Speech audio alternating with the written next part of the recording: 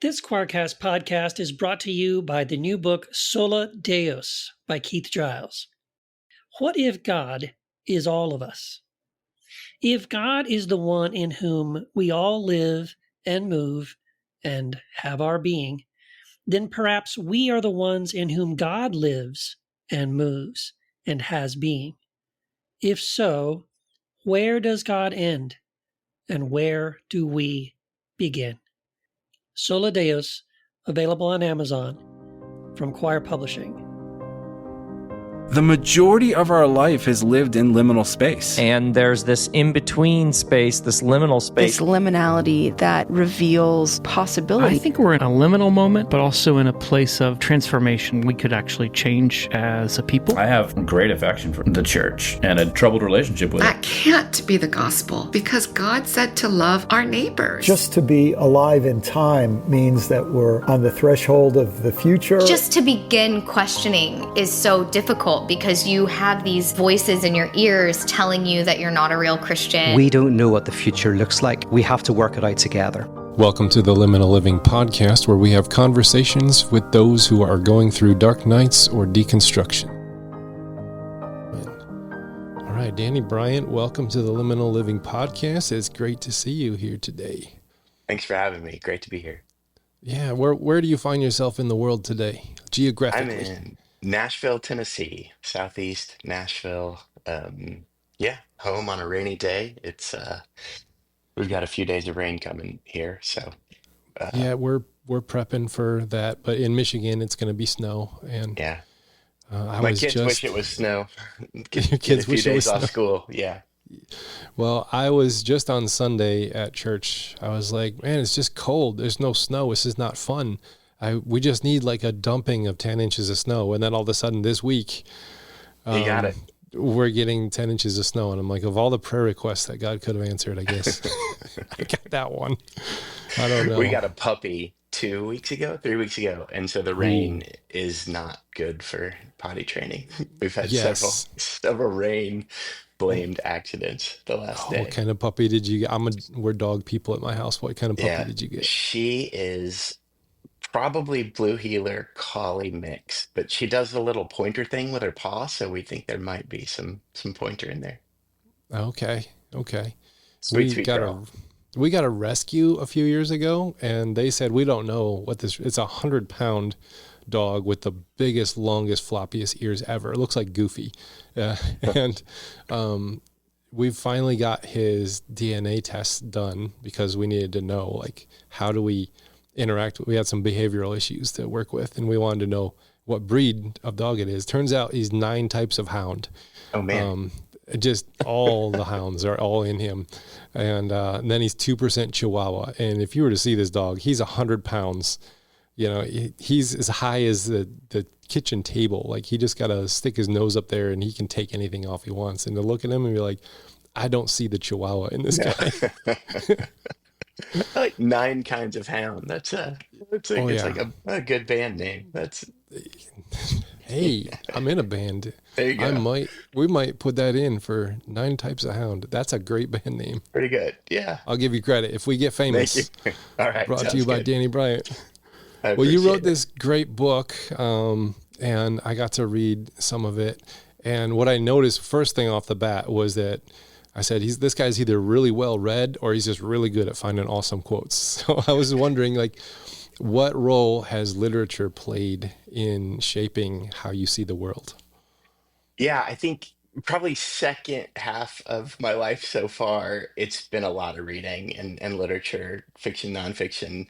And before that, just listening. I think I did have an ear for quotes. But my teachers would not tell you I was well read or on the path toward being in high school or even college, but I just listened very carefully and things kind of stick. I'm very, like, I can't visualize and I can't see my wife and kids' face if I close my eyes. I think in words and feelings. And so I just hear things and tend to store them quickly. And that transferred to reading. Ironically, when I got out of college, I probably have authority issues. So when no one was telling me to do it, I began doing it for fun.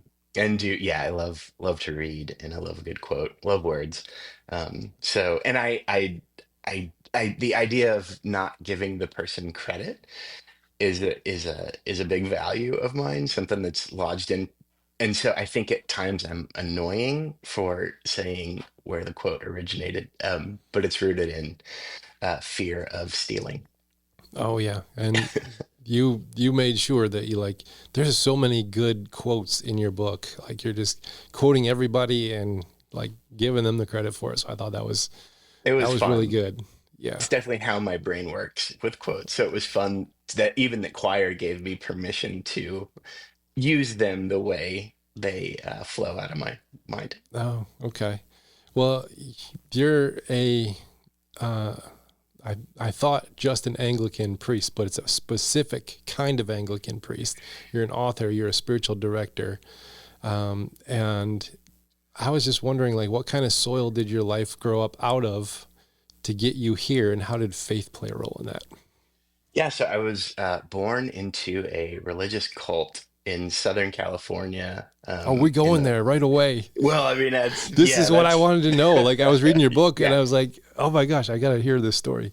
out Okay, of the keep going. gate in a cult. I was born into it. My parents were born into it. My grandparents, it's tricky to get that answer. I know, I think one of them, maybe two of them were born into it, and others joined young.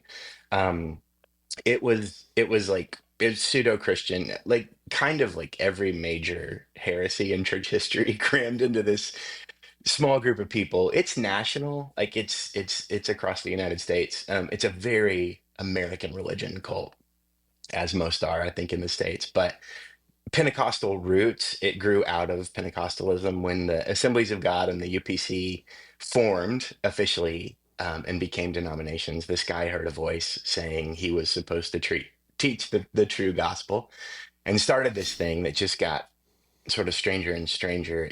We were told we had to be morally perfect to be saved. Um, we had to speak in tongues to be born again, and we didn't believe in the Trinity. Those are sort of the biggies doctrinally. But then this guy had complete control of our lives, which so with 400 people, the reason I live in Nashville is this guy told us to move. God was telling him to leave California.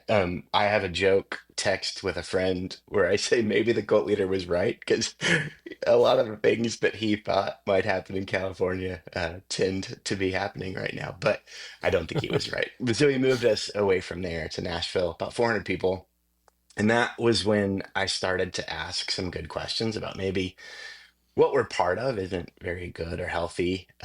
My parents took me out of the cult homeschool group and put me in a private Christian school in eighth grade. And that's when I started noticing this group is wrong about the people who aren't part of the cult. What else are they Mm, wrong about? And yeah. that's been a trajectory in my life of just asking, if they're wrong about this, what else are they wrong about? And that has led to very much a more inclusive and joyful and loving expression of faith, Mm, as I've continued to ask, well, are they wrong about this group? Are they wrong about this group? And just to yeah. continue to see God's Spirit be in every group and be making the world new has been such a joy. Mm, So yeah, that's definitely, that's a lot in a minute there, but that's yeah. sort of the roots and the trajectory. Well, I got some questions around that. Like, did the was it defined as a cult because it had the high control leader, or was it more like the culture that they were like of manipulation and control, or was there also like doctrinal things that were just really weird? I mean, you mentioned a few that were kind of Both. weird, but Yeah, definitely both. And I remember the first time I called it a cult in my own mind. I was visiting a church with a friend. We had moved back to Tennessee, and I was visiting a church in I think it was Pasadena, California, with a friend, and they had literature in the lobby of the church. And the literature was, "What is a cult?" And I read it, and I was probably 20, and I was like, I guess I'm in a cult. But at that point in my formation, my next thought was, I guess the true church is a cult. Like I was mm, still so locked into believing we had truths that nobody else had. That's yeah, very cultish, right? We're the only ones. To leave the group, to marry outside of the group, to even date outside of the group was controversial, very much frowned upon. Putting me in a private Christian school and not in the group was frowned upon. So yeah, there high control over what we wore, if we could go on vacation, where we could go on vacation. There Hmm. are legends, and things like this. There's one story I've heard where the leader would tell people what color carpet they could have in their house. Oh, So high wow. control, very odd That's really doctrine, high control. super high control. And yeah, and then the doctrine, there's so much to go into, but it was, I think, in connection to how it fits in the United States. It had the restorationist strand of religion where we believed things had gone off track, purity had been lost. We recovered it, and it was our job to restore it. And then the world would see what it was all supposed to be like. So this shining city on a hill, Yeah, I was going to say that through line, narrative sounds yeah, familiar. right, yeah, and so very puritanical, and very, yeah, and just this at its core, it has this deep sense of inferiority, Hmm. and so it clings to some false sense of superiority. And that I've experienced, yeah, really in everything I've been part of since then, whether it was the private Christian school or the different traditions I've Yeah. kind of bounced around in. Well, why did your parents switch you from the cult school to a private Christian school? Was there something going on there? I was miserable. Yeah, I'm an only child. And I was so lonely. And the things I loved, nobody really shared those interests in the cult. I had good friends, but I was super into sports, and the cult leader, like, we weren't allowed to play little league. We weren't allowed to go to professional sporting events. Around that time is when my dad started breaking the rule and taking me to Laker games. Um, Nice. but yeah, they wanted me to be able to play sports. My parents were definitely on the fringe, um, in a lot of the beliefs. My grandpa was somebody who was thought of as thinking outside the box. He was absolutely brainwashed and not thinking outside the box. But the trajectory of things, if in a cult, if somebody thinks a little outside the box, they're going to have a kid that goes a little farther. They're going to have a kid that goes a little farther. So my parents were willing to kind of play with the ideas and willing to take that chance as they saw how miserable and lonely I was. Yeah, so really grateful. And that really is the turning point of my understanding just as an eighth grader. Leaving was a 12-year process. Started asking those questions in eighth grade. That was 1991, and I left in 2003, to the level of like renouncing and saying this Mm. is not good. Wow, that's a long exit to take. I'm Yes. wondering, like, where is this cult still active, and do you know people that are involved in it still? And I don't really know people well who are still involved in it. My last family member left 12 years after I left. Um, and then it's been interesting, even so, I've gotten word back from a few people who are still in it, who have read my book, who, I mean, I think it stung a little bit. I think it hurt them a little bit to read things that I think about it or still believe about it. It's morphed. They've changed their name. Um, there's new leadership, but it's like the son-in-law of the son-in-law of the leader who led when I was there. One of the other things in my book is this, again, that American lie of we can start over, we'll be in charge and everything will be okay. It's definitely got that element to it now where it's like, oh, it's a new leadership group. It's different. And it hasn't dealt with the evils of the past. It hasn't dealt with, I didn't even mention, sexual abuse was rampant. Those stories didn't come out until after we moved to Nashville. Um, but yeah, just it was terribly abusive, and the people that landed the hardest on, I think, need to be repented to, and even have some kind of reparation included. Um, so yeah, just somebody else being in charge doesn't really change the core of something. So yeah, it still exists. I don't think there are many people still part of it, but I hope that there could even be some healing if what I wrote could be engaged with in what it feels like to never have received any kind of acknowledgement of how bad it was. Yeah. I'm sure there's like a process you can like take the person out of the cult, but the cult has brainwashed the person. How long does it take to get the cult out of the person after the person has left the cult? I don't know. I mean, even in the first question about my journey and formation and evolution, like I'm probably still trying to work out the trauma, like Yeah. becoming a pastor, being a teacher in a private Christian school. Like I do think there's this element of like we just keep returning to the trauma to see if we can work it out. There's a story in the book about watching the first Christopher Nolan Batman. Batman Begins with my son. He was like 10 or 11 at the time, and the scene where Liam Neeson's character breaks him out of prison, Bruce Wayne, and asks, "Do you hate criminals so much you get yourself locked inside, or get yourself locked up to fight them from the inside?" And I mean, I said out loud, like, "Shit," and I texted two of my friends who are therapists, and I was like, "Is this why I'm a pastor?" Um, and they both said yes. Wow. They're like, you also love Jesus and people and justice. So there are other reasons, but yeah, a driving force has been, we got to root this out from the inside, and that's not a healthy part of me, but it's a healing part of me, and yeah. So is it out of me? I probably not. And chapter 1 is called "It's Incurable and I've Got It," where I talk about just what it's like to be a puritanical cult member.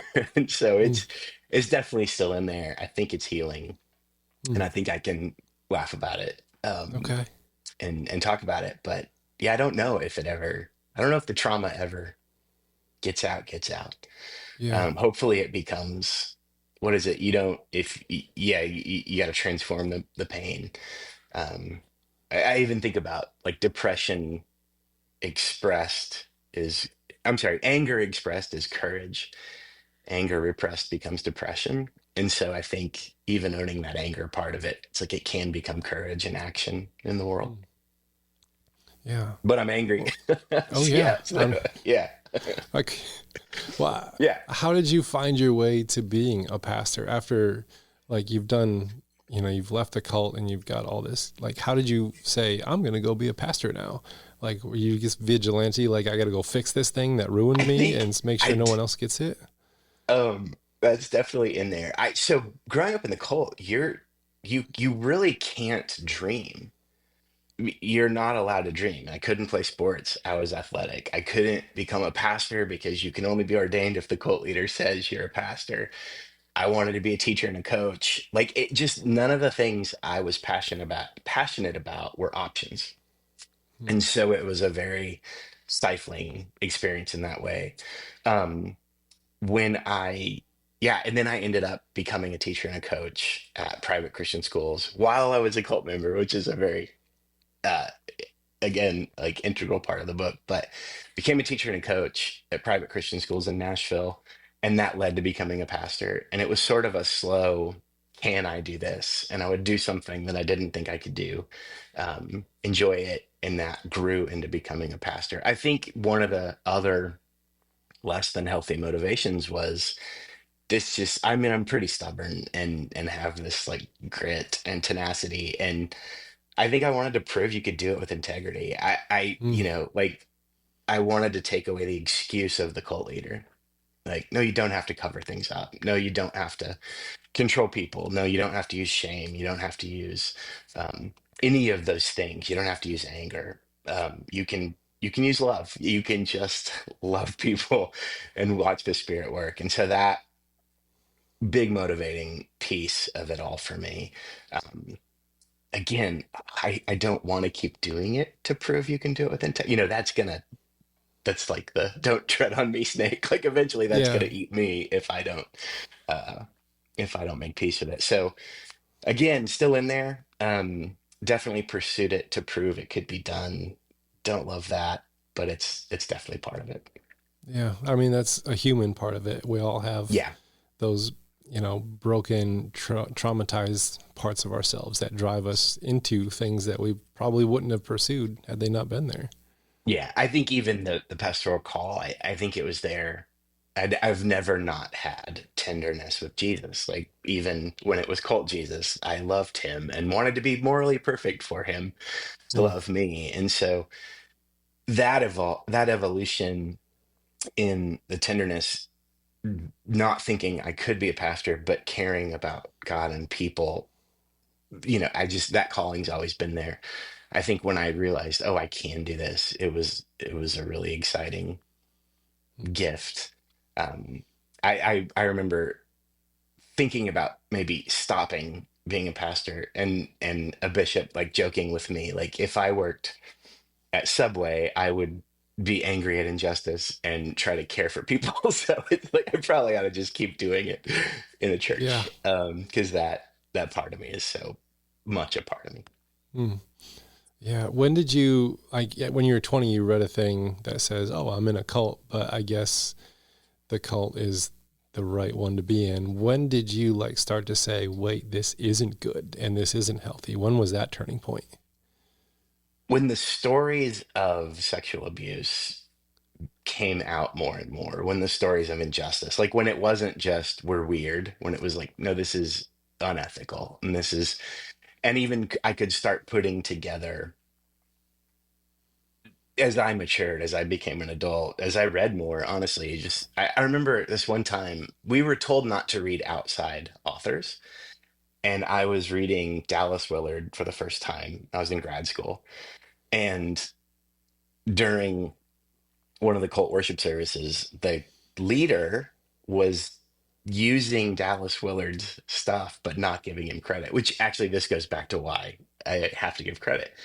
Uh, Um, he was doing Dallas Willard stuff. And I went up to him afterwards. I was like, you're reading, what's that book? You're reading The Divine Conspiracy, aren't you? And he was like, he was taken back. And it was this moment of like, you guys are telling us not to read this stuff. You're reading it and taking credit for it while saying it's, the whore of Babylon and we're in danger if we read it. And just that hypocrisy began to be more and more evident. And when the hypocrisy became evil and covering up injustice, like that was another level for me that I couldn't, it wasn't minimal. And then the leader like started talking about moving us back to California and wouldn't say that he had made a mistake in moving us here, but would say like, no, God moved us here. Now God's going to move us back. It also became very evident that he was declining um, cognitively. No one would address it. No one would talk about it. I was early 20s, late teens, and like, hey, can we talk about this? He's in charge of everything. And it was just not allowed. So as those things became bigger and more adult, it became more evident that it was more than just an odd little group. yeah. Now your book is not merely about like the evils of cult practices, but it is kind of about the evils of whiteness and white supremacy in America. Kind of build me the bridge between how you got from cult and this is bad to something a little bit larger than that. Were you seeing this as play here and also in these other arenas? It's been the journey. So the first part of that is James Baldwin reading The Fire Next Time. And again, it's so important to say, like, I don't know what it's like to be black in America. Like I don't know what it's like to be a woman in America. Yeah, I don't know what it's like to be queer in America. Like I'm not saying that. But as I read The Fire Next Time, um, I just kept thinking, I know this feeling, like what he's describing. And it was like, oh, this is what it's like to be in a cult. You're not allowed to dream. You're told to settle for mediocrity. Like there are all these things that um, a black person living in the United States would have in common with somebody who's raised in a cult. It's not the systemic oppression of the United States, but it's a kind of systemic oppression designed to hold people down. So that bridge in my mind was like, oh, I can speak to whiteness as someone who understands what it's like to be in a cult and maybe even get people's sympathy. The book has a lot of really sad stories, things that I've experienced. And I thought maybe someone's compassion for me might grow into compassion for the real situation we're in the United States and have always been in. Um, there was also a really powerful experience. I was like private Christian school, and just I I saw the same hypocrisies, and it was just like, I thought it would be different. And then I was in the ordination process in seminary with the PCA, and um it just was so clearly um smoke and mirrors once you get behind the curtain.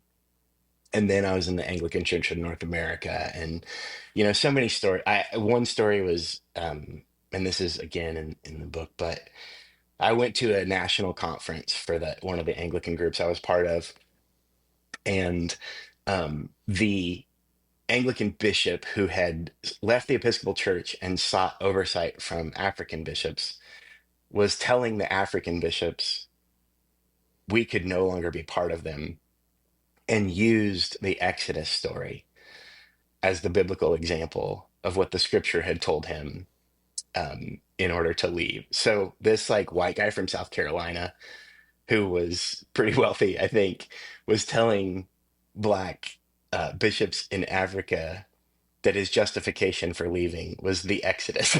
Like, and it's just like, are you kidding me? Like, I got I some. grew up in such ridiculous applications of scripture to justify things, and to be at this conference and listen to that, and just like, it's no different. It's maybe got better theology, but it's the same thing. It's just another insulary formula. So I just saw the hypocrisy over and over again, which, I don't want to be, I'm not the judge of everybody, but I just can't sit comfortably in that stuff. So it's just been this, yeah, seeing it in each of these things, and then realizing, reading Baldwin, like, oh, it's the cult of whiteness. And Mm, it's an insatiable lie that says, um, I think whiteness is rooted in ownership. And like, of all the earth forever and ever, amen, is how W.E. Du Bois talks about it. And then it's this like just insatiable need to be better than. It defines itself against what it's not. The cult, like, we weren't perfect, but we were better than Baptists. So like, mm, it's whatever the other is, we're a little better than them. And again, the more perfect union, it's just steeped in our DNA and the air we breathe. A more perfect union. Eddie Glaude, he wrote a book called Begin Again, and I think James Baldwin as well says more perfect is the cover for all kinds of unethical evils.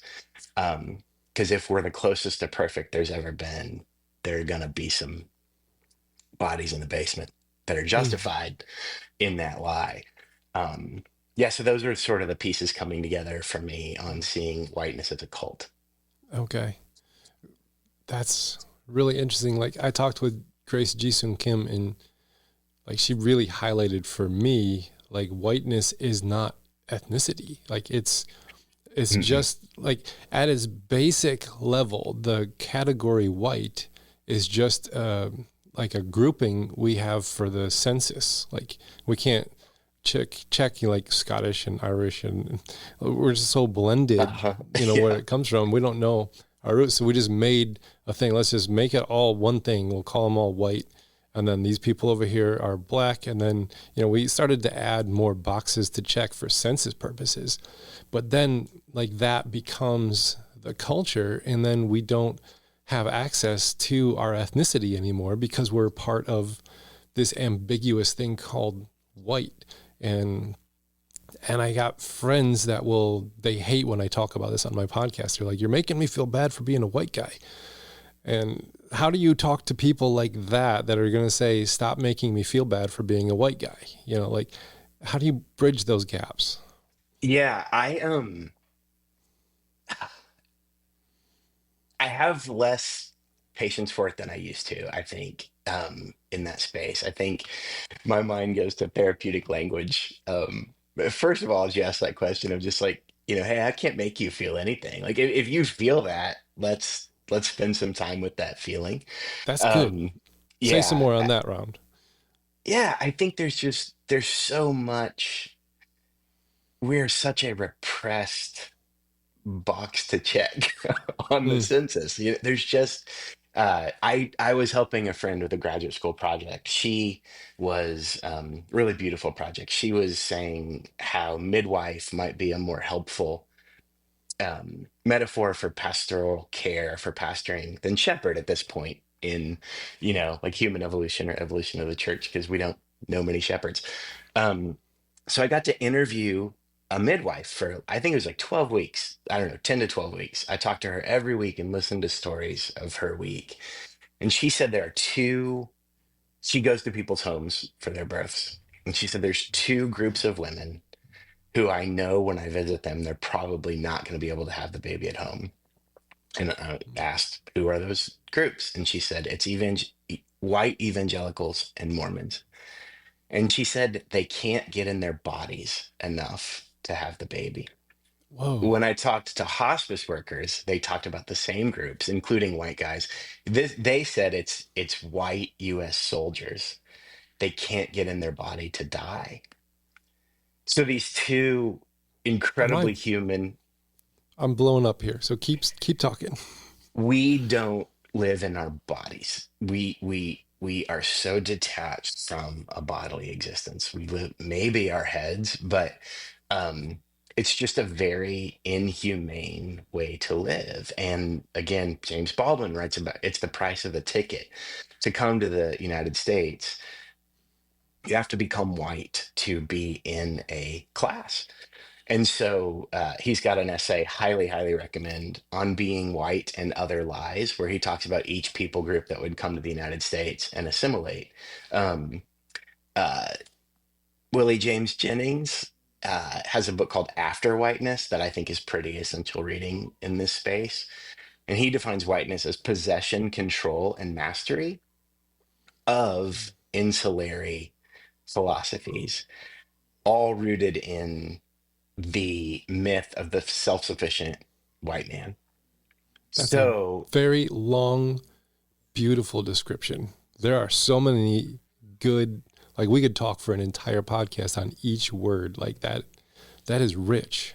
it's so rich. And again, those are moments back to your a previous question. You read that and you're like, oh, that's just true. Like I don't have a comeback for that. I don't even want to come back for that.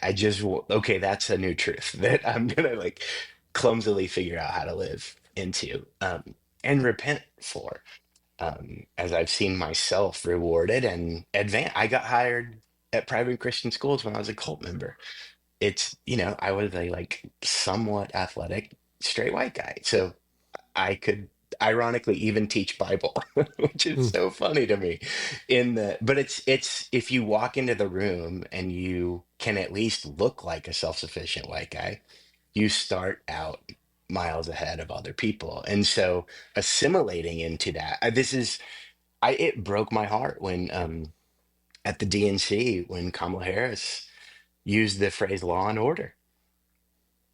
And it was just like, oh, like the heartbreak. And to watch the assimilation project, she has to assimilate into the law and order candidate in order to win an election, to have a chance of winning an election in this country. Donald Trump, straight white guy, he walks into the room with an advantage. Joe Biden walks into the room with an advantage. The assimilators are taking part of whiteness, mastering some insulary. The cult, it had an insular formula. The PCA has an insular formula. The Anglican world, insulary formulas. So our detachment from those pseudo building blocks of community, ironically, they make communion impossible. They don't bring people close together, which another thing in that essay, In Being White and Other Lies, Baldwin says, and this got me through the pandemic. I don't know if we'll talk about St. Mary's where I work, but um, lost a lot of people when we left the ACNA to become an inclusive, affirming community. And this essay was just an anchor for me. But Baldwin said, basically, he says, I shudder for the leaders of white communities because there is, in fact, no such thing as white community. And as I watched people really like unable to love one another with a transcendent love, I asked everybody, I was like, I kind of don't care what you think about sexuality right now. We're in community together. Can we choose one another? Um, and we couldn't, like the church where I serve couldn't do that, even though we had been the week before. We just had it named. We weren't going to condemn our brothers and sisters, but it couldn't do it.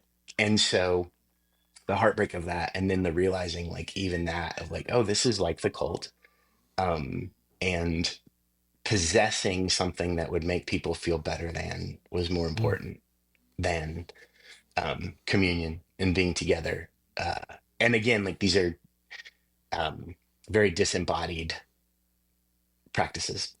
Yeah, that it's really weird that, I mean, I say this now, but I grew up in the Pentecostal fundamentalist, dispensationalist, watching Jack Van Impe and Pat Robertson and Hagee and all those people. And really, it's like you have to live inside of a conspiracy theory to make Christian fundamentalism work. And then you have to create enemies and others.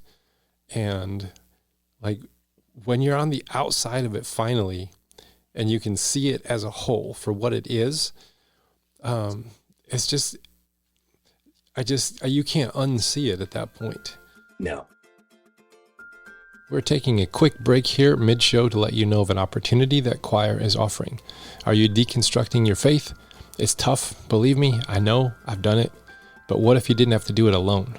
Imagine having guides like Jim Palmer, Kristen Dumais, Jennifer Knapp, Brad Jerzak, Brian Zahn, Paul Young, and more by your side to help. I know I would have loved that on my journey. Well, now you can. Head on over to choiracademy.com, link will be in the show notes, and register for their Square 2 class using the promo code LIMINAL, and you will get 10% off. This course and community are designed to help you navigate your journey with wisdom and support, all because you're a fan of the Liminal Living podcast.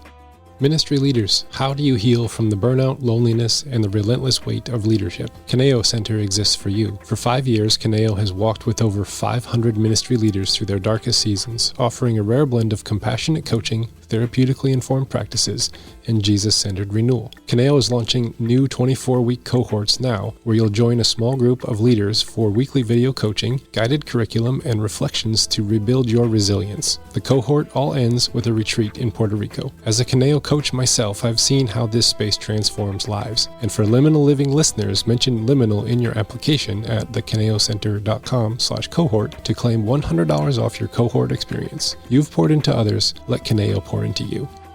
If you're in a dark night or deconstruction, you know how vital it is to ground yourself in intentional practice. That's why I'm thrilled to partner with the Monk Manual, a journaling system inspired by monastic wisdom and backed by science. The Monk Manual is a daily journal companion for reflection, purpose, and aligning your actions with your deepest values. Whether you're rebuilding after deconstruction or seeking clarity in transition, this tool turns liminality into grounded growth. And now, Liminal Living listeners can save 10% on their Monk Manual using the code LIMINAL over at monkmanual.com/liminal. And remember, the wisdom of liminal spaces lies in how we journey through them. So do it with intention. And now back to our show.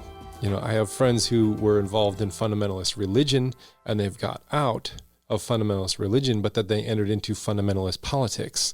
And they have embraced the thing that they rejected, but in political form. But they can't see that. It's really hard to help someone see this. Is there something that helps us see it better? That's the metaphor I try to use in the book is, and then again, this comes from a conversation with Willie James Jennings spoke to a class I was part of.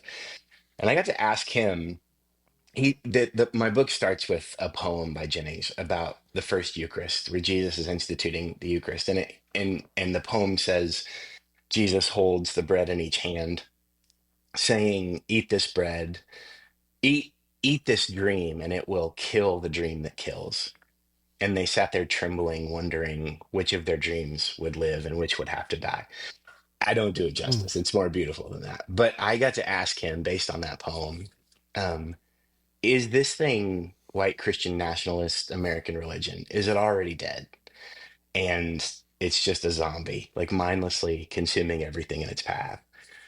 Or is it dying? And if it's dying, could it be convinced to enter into hospice a hospice spirituality that would let it die with dignity, acknowledge the good things that happened too in these. I loved the school where I taught. I love people that I was in a cult with. Like, it's not hate, but it's an acknowledgement of like, but that's not life. That truly is life.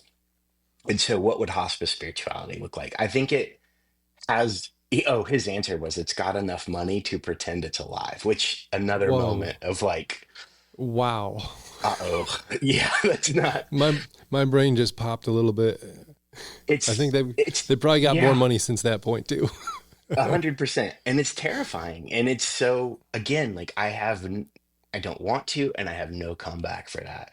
And he said, we need a nonviolent John Brown who can tell people what's coming if we don't enter into hospice care. And so I think the hospice metaphor has potential that might be lacking in deconstruction. Like Legos, I've got 4 kids. We've had a lot of Legos. I've stepped on a lot of Legos. Oh And yeah. there are these sets where you can build like a plane, a boat, and a car with the same set of Legos. And I Mm-hmm. think a lot of deconstruction, like you just said, it's like, oh man, you still sound like a fundamental, but now you're. Oh, so I have a friend, Dan Scott. He's a bishop in the Anglican world, and he says, right or left, Americans will always be Puritans. And so Wow. if we're deconstructing Puritanism, we have to be so aware of that pendulum swing. Like when I went from the cult to Reformed theology, they like presented differently, but you get into the back rooms and you're like, oh, it's like the same thing. Like, and so those pendulum swings are such a danger in deconstruction, reconstruction. So hospice is more like, no, this way of doing things has to die. Mm. And if we can let it die in a hospice setting, make amends with actual, like, let's redistribute the wealth that we built in this lie, which is a part of hospice spirituality, but also we can all be together because this is ending. Let's hold hands. Let's be with one another. Let's talk about what needs to be forgiven. Let's put real resources behind that forgiveness. Um, and then let's not be in control of what comes next, which is a That's really, key. really hard thing for white That folks to yeah. do. They're like, well, but what do we do next? And you're like, I don't know. I just know what we're not going to do because it's just been disaster for everybody for too long. Yeah. Um, so opening to that wonder again is like, if we believe in resurrection, like it's okay. That even, Jesus, the Lazarus, this church where I serve it's called St. Mary of Bethany. Um, really rooted in the story of Mary, Martha, and Lazarus in Bethany. And Jesus, I mean, he says, right, I'm not going to heal him because I love him. And I think we're at a moment like that where Jesus isn't going to heal this. Like, we're beyond healing. Mm-hmm. This has to die. I believe in resurrection. And after that resurrection, the grave clothes come off, and Mm-hmm. there is a new life um, in this man. And so I think hospice as a peaceful, nonviolent way for us to be together for what might come next is a worthy endeavor. Yeah. I like that imagery. And I have training as an intentional interim pastor where I can go into a church that, their pastor of long tenures now gone, and they really want to bring in more young people. And what I really find is a lot of churches, they wanted, because I've been doing this for like 10 or 15 years, but they wanted the luxury of young people without doing the hard work of becoming the kind of church that young people wanted to attend. And so I had to walk them through a death process. Like the way that we did things was great. It doesn't work moving forward. And like going through and saying we need to, let down how we used to do things. And we can't be the ones that rebuild the next thing. We have to give that responsibility over to someone else. Or else we're just going to rebuild the thing that we just had and then hope it's different this time when it won't be. Gosh, that Which really again, in resonates. Jennings, enough money to pretend it's alive. It's I think even putting the resources Mm, in this other dream and in what what it's such a in the prophetic tradition. You see Samuel's call, like Samuel as a child tells Eli, Hophni, and Phinehas, it's going to be different. You guys are out. Jeremiah, he's like, I'm a young man. He's like, I'm sending you, and you're going to tell the well-funded elders to stop funding this lie. And so that space that you're talking about, it's so hard. And the aging group that has all the money right now um, is not showing a lot of interest in funding a more peaceful future. Mm-hmm. Yeah. You used a phrase that captured my attention. You talked about the insecure possessiveness of white Christian America. Can you talk about that phrase a little bit? Because I don't know the exact definition that you want to take that, but I kind of feel that. Like I can, It's like, oh, I felt that. Say some words behind that. The story that comes to mind from the cult is I also started noticing, man, scripture says a lot about caring for the poor. And we didn't do anything in the cult for like anybody outside of our group. And I asked a guy who was a very well respected elder one time, um, why don't we do anything for the poor? And he goes, that's not our job. It's our job to restore the truths so everybody can be morally perfect. The religious world takes care of the poor. And then when I left the cult, the same guy, I was calling out harmful doctrines that the cult had. And his response was, we are these things. And he meant these ideas, these truths. Like we are the things that we have that no one else has. And I think like that, what the guy was probably 55 or 60 years old. And it's like, what a sad existence. And to choose, and I was like, yeah, I mean, this guy was like one of my closest friends' dads. So he was like willing to lose willing to lose people that the ideas were harming in order to keep the ideas. And so I think whether it's US politics or US religion, it's ideas, it's not belonging. And again, mastering those ideas becomes the replication process of the seminaries. When I was in the PCA seminary, in the introduction to theology or whatever class, we had to regurgitate the shorter Westminster Confession of Faith, punctuation included. Oh, wow. Right? It's like the height of white supremacy, right? Like you got to know where the commas are if you're going to be called to be a pastor here. It's insanity. But they own it, right? Like we are the Westminster Confession of Faith in the Anglican world. Like we are the Book of Common Prayer. We are the red hats on the bishops. Like, and it just becomes a joke. It becomes clownish. Um, and it once you say you can't unsee it. Once you see it, you're like, guys, there's a better way. Like, could we laugh at ourselves? Could we be more than that? Could we be in communion? Could we be humans instead of being possessors of these things? Yeah, and I think it's very shame-based. I think it's like kind of an addiction. We're attached to these things, we're addicted to them. And so um I think we're even kind of addicted to the shame of it all.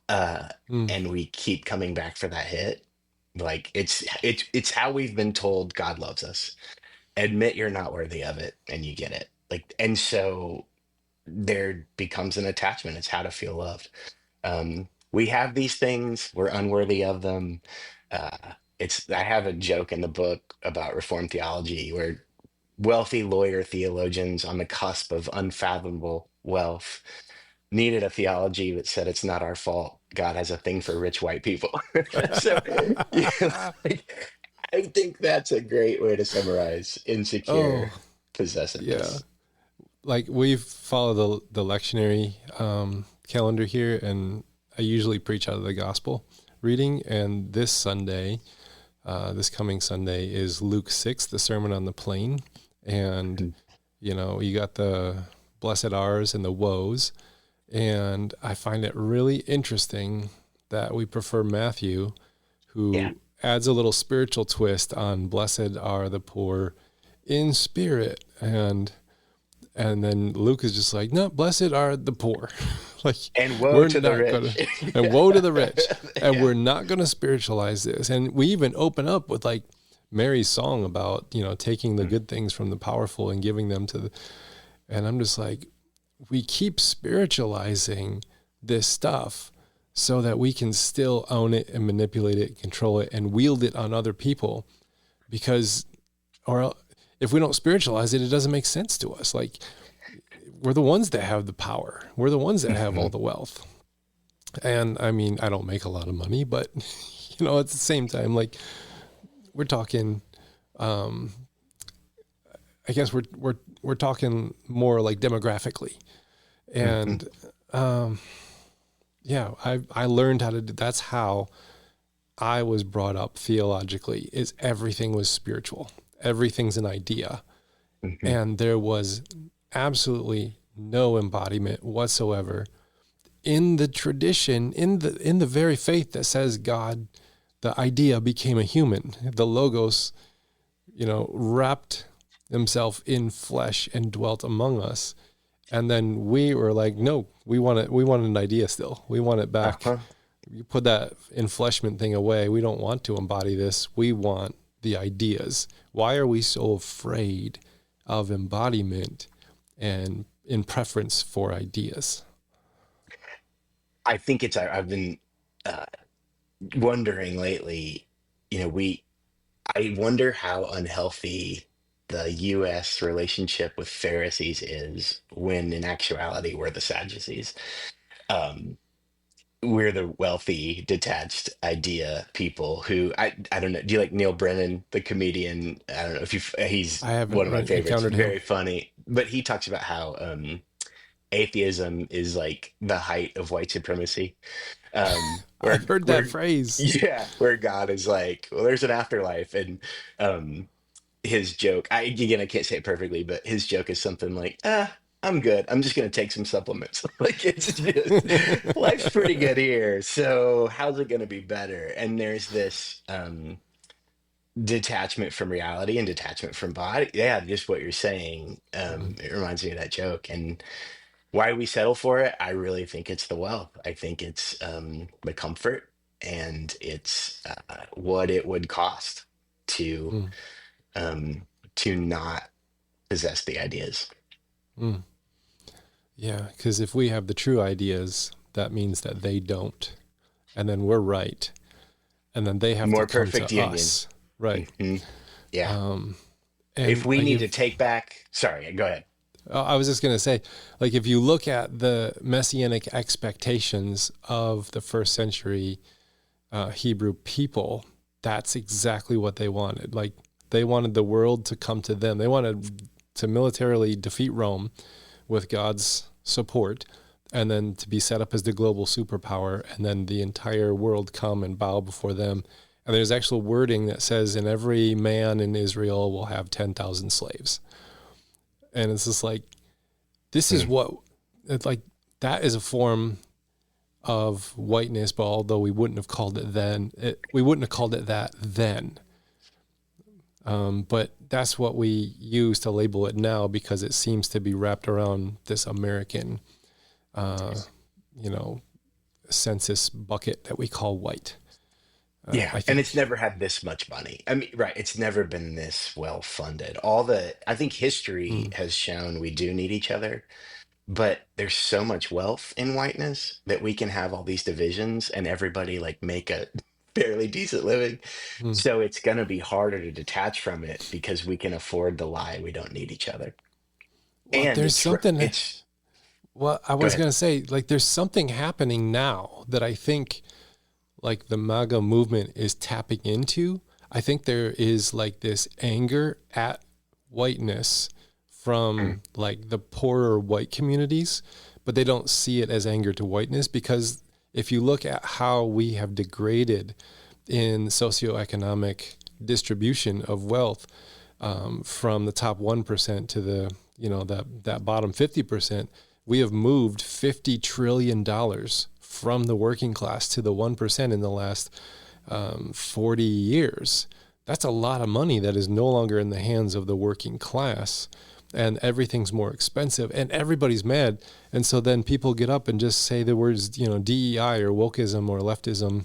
Yeah. And they aim the anger instead of at the whiteness that is destroying us, at the minority communities or the trans community or the LGBTQ plus community. And they're like, that's the problem. They're the problem. They're the enemy.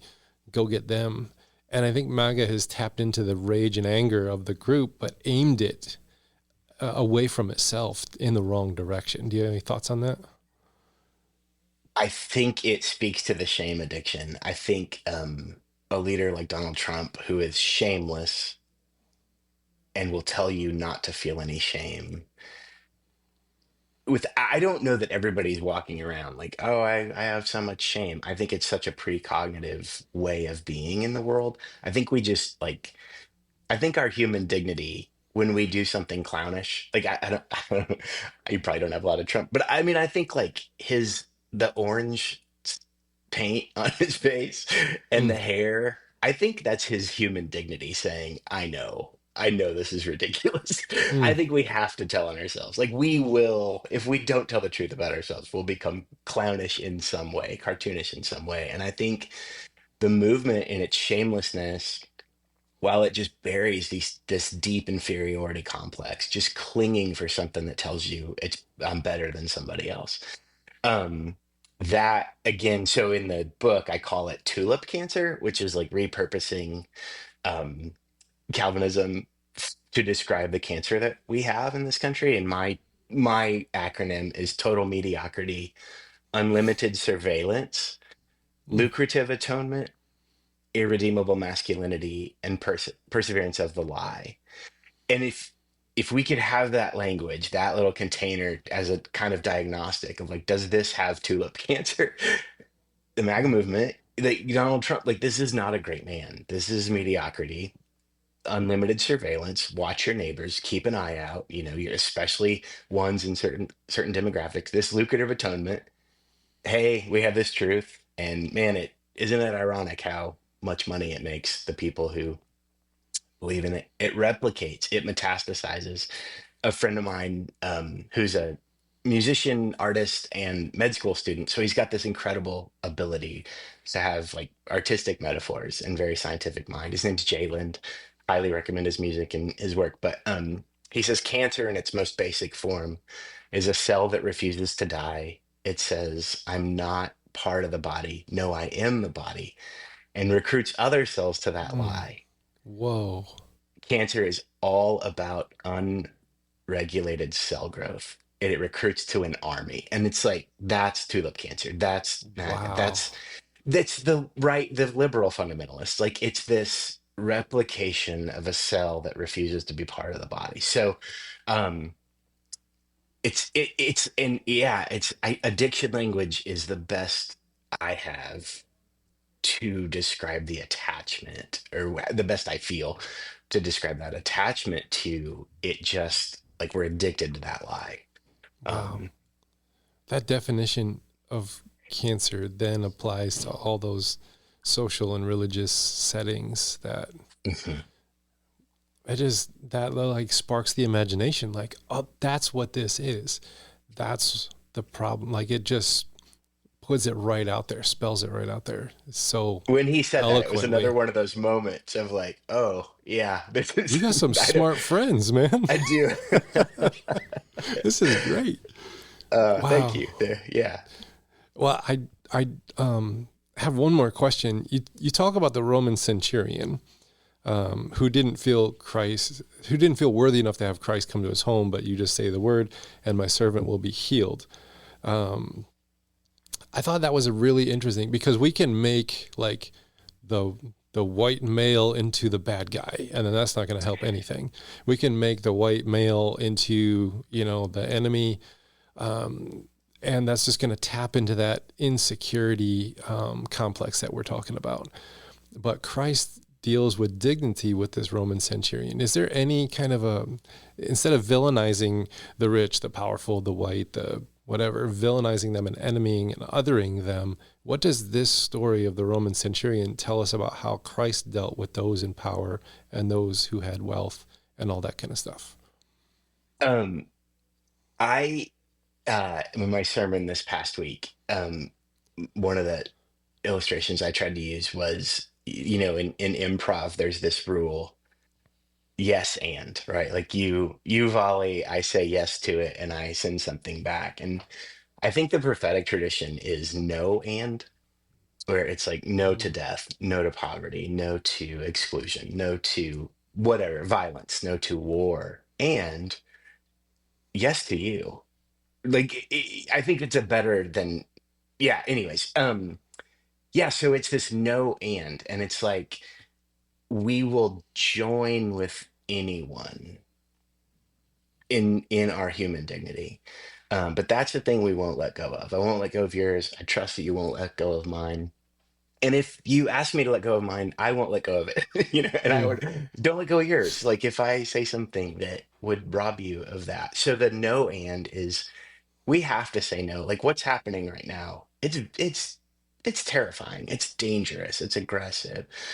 No to it, but yes to the people, and to share a table with the people, while telling truths to them. And so in the Roman centurion, here's this guy who, in what you were talking about, with this hope of people to be, to defeat the Romans and to, be the shining city on a hill.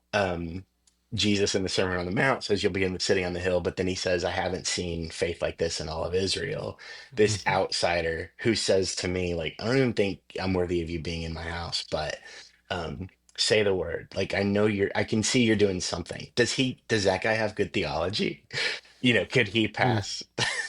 Maybe he has good Right. punctuation. I don't know. But um, like, it's this faith that transcends, and Jesus sees it and says, this outsider sees something about me and about reality, about truth in the world.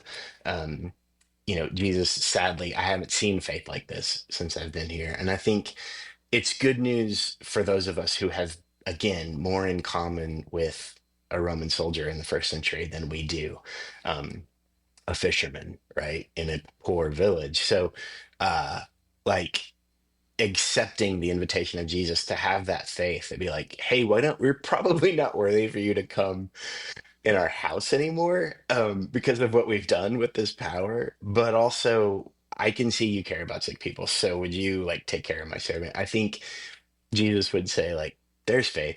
And I think so, even in the, like, I guess for us to see ourselves more as the Roman centurion in the story. The total mediocrity chapter, the subtitle is Stormtroopers Who Are Told They're Jedis. We're stormtroopers. Like, like that night I was ordained to be a stormtrooper, like to police a couple of moral issues that this tradition held close to the, chest, police that and distribute the lucrative atonement theory. Um, and just make sure this keeps replicating and plant a church, and maybe one day you'll rise the ranks. Or somebody told me, becoming a rector of an Anglican or Episcopal church is like making partner in a law firm. Just another moment of like, what are we doing? But to admit, like, oh yeah, I was in this stormtrooper trajectory. I'm the Roman centurion. Um, there is grace for the stormtroopers. Like, let's take off the masks, let's put down the lasers, and be part of the joy of being a creature in this world. I'm kind of like speechless because you've got me thinking in so many, you've like stimulated the imagination with so much of our conversation. I've just really appreciated this conversation. Where do you want to send folks to connect with what you do and buy your book? First of all, thank you. I've really enjoyed it too. I am new to the podcast world and space, so You're like a thanks for pro. having What are you me. talking about? Thank you. It's probably grown up Pentecostal, right? We Yeah. just learned how to tell stories very young in our development. But thank you. Yeah, I really appreciate it. The book, it's on Amazon. It's called Unless a Seed Falls to the Ground. welcoming the death of the whiteness gospel. A lot of these stories and ideas are in it. I love praying with people, and I do spiritual direction through a center in Nashville called the Center for Hope and Healing. They pay the difference of what a person can't pay. That church does, which is a very generous thing. It's not the church where I work, but I work there. So if people would want to pray together in this hospice space, I really love doing that, and I'm part of an organization that makes sure everybody has access to that. My website, it's spaciouslistening.com, and all this stuff is there. But yeah, those are the things I'm passionate about. All right. Well, I will put the links in the show notes so people don't have to go and try and search for it on their own. They just go and click. Cool. Well, Danny, so much has really resonated with me and things I've been learning the past couple of years, and I just really appreciate you coming on the show. It's been really great. Thanks so much.